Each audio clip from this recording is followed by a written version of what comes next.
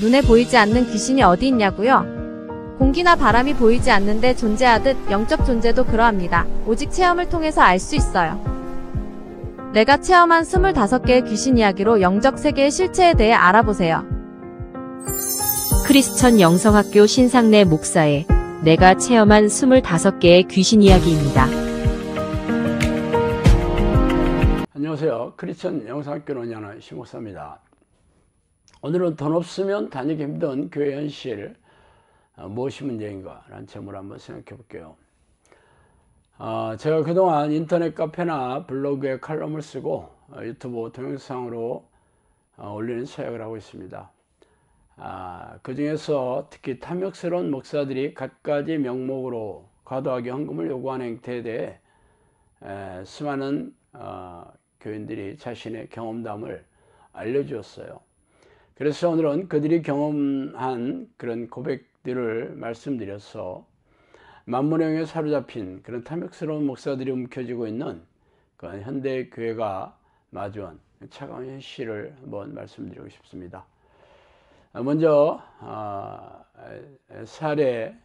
첫 번째 사례는요, 이렇게 말씀하셨어요. 어느 날 목사님께서 부르시더니 교회에 돈이 필요하다고 700만 원을 특별 헌금하라고 했다. 그래서 지금 여유가 없어 못하겠다고 간신히 대답했는데, 그 후로는 교회에서 마주쳐도 자기를 투명인간 취급했다. 그래서 대출을 받아 헌금했는데 그것을 갚느라고 죽을 뻔했다. 또한 또 헌금하라고 할까봐 목사님과 마주치지 않으려고 한동안 축도 시간에 도망치듯 교회를 빠져나오고 있다.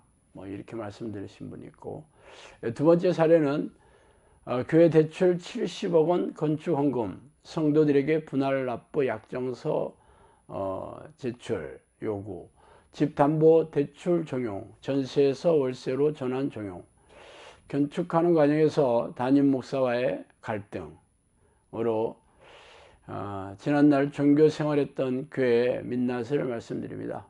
무지했던 지난날의 신앙 생활을 가슴치고 회개하는 이유입니다. 왜냐하면 성령의 열매가 없었고, 그래서 많은 가정들이 파산하고 교회를 떠났기 때문입니다. 이렇게 말씀하신 분이 있었어요. 세 번째 사례는요, 목사의 목회 성공이나 헌금은 강요하면서 부자가 교회 오면 착 달라붙고 가난한 사람이 오면 대충 넘어가는 그런 목사들이 꽤나 많이 있다는 게 현실입니다. 제가 교회 재정부에서 수년간 있어 본 결과 교회 재정이 목사 개인의 금고인 양 사용하는 것도 보아왔어요. 담임 목사는 연 억대가 넘는 사례비와 이런저런 명목으로 헌금을 챙기는데 부교육자들은 생계비에도 못 미치는 정도로 사례비를 받고 있어요. 심지어 본인이 목회하는 교회에서도 집회가 끝나면 헌금을 챙기는 일이 있고, 생각보다 헌금 액수가 적으면 화를 내기까지 하더라고요. 참담한 현실입니다. 이렇게 말씀하신 분이 있었어요. 네 번째 사례는 제가 다니는 교회는 가난한 개척교회인데 개도 명품 견종 100만 원이 넘는 개를 분양받고 개옷도 헤지스 메이커 옷을 입히더라고요.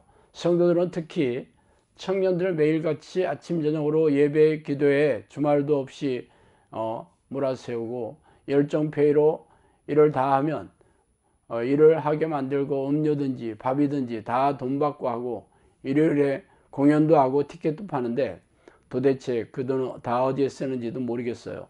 그리고 사모님이라는 분은 전문직이라 출근하시고 거의 일주일에 한 번이나 예배 때나 얼굴을 보입니다. 그런데 우리들에게는 하나님께로부터 받은 것은 전부 하나님께 돌려드려야 한다면서 시간이나 노동이나 이런 금전적으로 헌금을 압박하고 있습니다. 이렇게 말씀하셨어요. 다섯 번째 사례입니다. 일반 교회는 임직식 안수 집사 500만 원, 권사 500만 원, 장로 1,000만 원이 기본이에요. 대형교회는 안수 집사 1,000만 원, 장로 5,000만 원 이상입니다. 직분은 하나님 일을 하기 위해서 필요한 것인데 목회자들은 그 돈으로 노예에 초청한 손님을 잔치하고 또 선물도 나눠주고 본인 해외여행에 정장을 맞춰서 입고 다니고 뭐 교회 빚도 다 갚고 합니다. 참 임직식 특별헌금을 이렇게 사용하고 있으니 답답하죠. 여섯 번째 사례는요.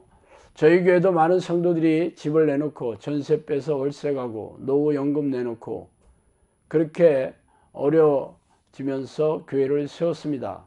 그런데 목사는 회장님 놀이를 하다가 권세를 쫓아갔고 교회 살려면 뒷전이었고요. 결국 여성도와 바람이 나서 교회 자금 엄청나게 쓰고 결국 나갔지만 남은 교인들이 10억 원이라는 빚을 지금도 갚고 있습니다.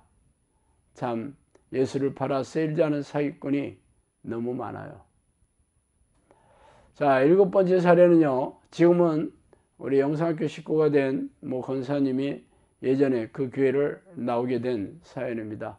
약 60여 년 된 오래된 시골교회였는데 그 지역이 신도시가 되면서 약 한 300여 평의 땅에 4층으로 신축하게 되었고 1년여에 걸쳐 성도들이 합심하여 벽돌 하나하나 올리고 노동하고 건축 헌금 내서 내 집처럼 정성껏 지은 교회였습니다. 성도들은 서로 사랑이 넘쳤고 한 가족처럼들 화목했어요. 평생을 이곳에서 하나님 섬기다가 천국 갈 줄 알았는데 갑자기 목사님이 다른 교회로 떠나시더니 새로운 목사님 오셔서 교회 이름을 바꾸시며 연간 재정 수입의 절반을 직접 가져가셨어요. 그러다가 결국 교회 건물까지 팔려다가 재직해서 부결되니까 자신의 뜻에 반대하는 사람들은 나가도 된다고 하셨죠. 그래서 교인들의 절반 이상이 죄다 나갔고 결국 목사님은 교회를 이단교회에 팔아넘기고 자그마한 건물을 사서 떠나버렸습니다. 교인들은 죄다 뿔뿔이 흩어지고 신앙도 다 팔아먹고 믿음 생활도 제대로 하지 않고 있어요. 그 생각만 하면 지금도 너무 마음이 아파 눈물이 그치지 않습니다. 당시 모 집사님이 교회 소속 교단이었던 장로교 통합 측에 이 문제를 항의했지만 돌아온 반응은 차갑기 그지없었죠. 자, 또 여덟 번째 사례를 말씀드릴게요. 예전에 인생의 힘든 일을 겪으며 교회에 나가 새벽 예배까지 열심히 드리며 신앙으로 견뎌내던 때가 있었어요. 그때는 삶이 너무 어려워 1,000원짜리 한 장도 나에겐 소중한 시기였는데 교회에 빈손으로 나갈 수 없어 2,000원씩 새벽 예배 때마다 1,000번째 헌금을 하고 헌금 봉투에 기도 제목을 줄줄이 적어 기도 부탁드린다고 쓴 때가 있었습니다. 그 어느 날 주일 예배 때 담임 목사가 갑자기 설교 도중 화를 내며 과자값도 안 되는 헌금을 하면서 기도 내용은 빼곡히 적어내는 사람이 있다는 말을 하는 것이었어요. 너무나 충격을 받고 내 귀를 의심했고 그 후에 그 교회에 나가지 않게 되었습니다. 목사 당시는 비싼 고급 외제차를 몰고 다니면서 힘없고 돈 없는 약자들을 대하는 모습을 보고 이 교회는 아니구나 하는 생각을 하였고 그 교회를 손절했던 기억이 있습니다. 한국 교회는 좋은 목사님들도 계시지만 타락한 목사들이 가장 큰 문제예요. 직장 때문에 여러 지역에서 교회 생활을 해봤지만 돈 없고 백 없으면 단순 예배만 드리면 모를까 어느 단계부터 교회 생활을 더 이상 할 수 없을 정도로 힘들게 되는 한국교회 현실이 참 안타깝습니다. 자, 그리고 아홉 번째 사례를 말씀드릴게요. 저도 아이들의 직장 다니며 교회를 다녔는데 1년에 몇 차례 집에서 기도해야 된다고 집을 방문할 때마다 40만 원씩 헌금을 하라고 했어요. 금액은 정해져 있었고 형편이 안 되면 성의만 보이면 된다고 했지만 그게 어디 말처럼 되나요? 현금 서비스까지 받아가며 헌금을 했지만 그렇게까지 해서 교회를 다니고 싶지 않아 그만두었어요. 지금은 참 편안하게 잘 살고 있습니다. 이렇게 오늘은 9분의 사례를 통해서 이게 탐욕스러운 한국 교회 현실을 말씀드렸어요. 제가 이분들의 경험담을 이렇게 동영상으로 올리는 이유는 자신이 몸담고 있는 교회가 탐욕스러운 목사들의 종교사업장이 되지 않도록 날카롭게 분별하시고 인생과 재산이 털려서 더 이상 불행과 고통에 빠지지 않도록 경고하려는 이유로 이 동영상을 올려드립니다.